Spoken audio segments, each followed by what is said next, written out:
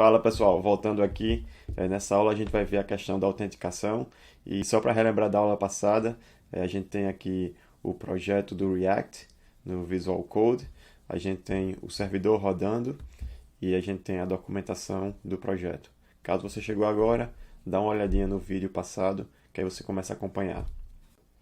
Pois é, pessoal, quanto à autenticação, se você vê na documentação aqui, ele fala que o FCL existe há alguns métodos nele, que é o login e o sign up, e também o unauthenticate.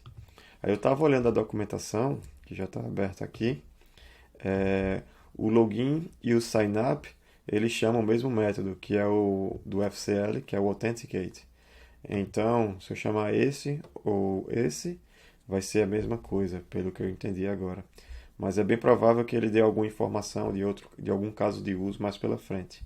É, Quando já for autenticado, você basicamente associar uma carteira no smart contract, você vai ver que você pode desautenticar. E a partir do momento que você desautentica, a maneira para fazer isso em código é chamando o unauthenticate. Quando eu falo em código, é usando o FCL. E quando você está autenticado, existe esse objeto aqui dentro do FCL chamado current user. E o current user provê informações como o user data, os dados do usuário, as transações que foram assinadas e mais informações. Mas por enquanto vamos ficar somente com essa informação. O próximo passo aqui é copiar esse código aqui abaixo. Como você já viu, eu já copiei, mas se eu reverter o código, você vai ver que era o mesmo código que você tem na sua máquina. Então eu vou copiar novamente e vou colar aqui. Pronto, uma vez que eu colei, salvei. E você vai ver, quando você abrir a página, você vai ver que a página foi carregada com outro HTML. Pronto. Agora que a gente já tem o aplicativo rodando, eu vou começar a clicar nos botões para entender como é que ele funciona. Eu clicando no login, ele mostra esse pop-up aqui, perguntando qual é a carteira que eu quero utilizar e também mostra essa mensagem. Essa mensagem aqui embaixo fala que eu estou vendo o testnet, que o testnet é aquela informação que a gente configurou anteriormente aqui.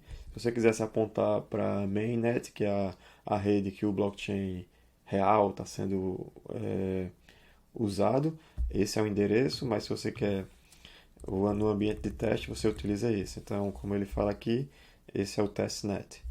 E quanto à carteira, para se conectar com aplicativos do Web3, like Decentralized Applications, você, em vez de ter um login e senha, que é mais um conceito do Web2, no Web3 eles pedem para saber sobre a carteira. Essa carteira permite você ter todas as suas informações, no caso NFTs, as moedas e assim por diante, né? O Non-Fungible Tokens e o Fungible Tokens. Nesse caso, o FCL disponibiliza duas carteiras. Eu já vi outros exemplos que ele mostra mais de dois tipos de carteiras. Às vezes pode ter três ou quatro, mas nesse caso só tem essas duas. Então eu vou selecionar essa BlogTool e quando eu seleciono, ele pede para eu confirmar o address e também o meu e-mail. Confirmando essa informação, ele mostra que o meu endereço é esse.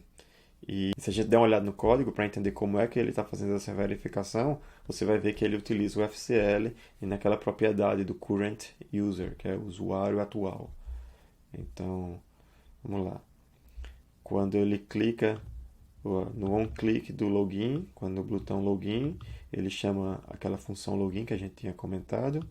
No sign up, ele também chama a função sign up, os dois botões anteriores. Aí você deve estar se perguntando o que é esse endereço. Esse endereço é o endereço da carteira que a gente criou.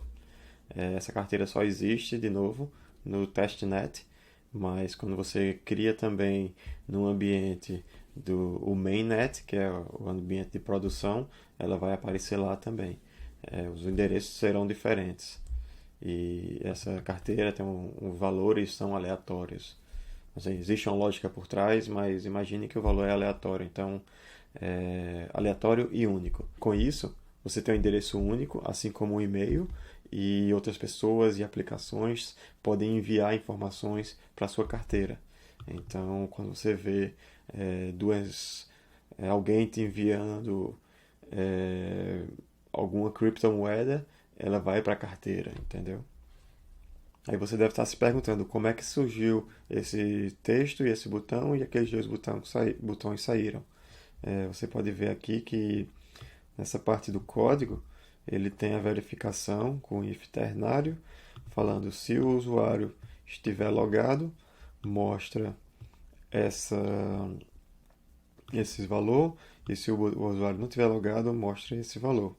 Então, esse valor aqui do Authentic State é basicamente isso que a gente está vendo, o, o endereço.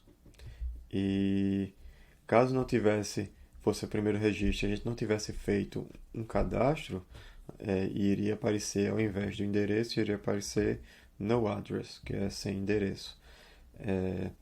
E o botão, quando eu apertar o botão do logout, ele vai mostrar, ele vai executar aquela outra função que a gente falou da documentação, que foi a unauthenticate.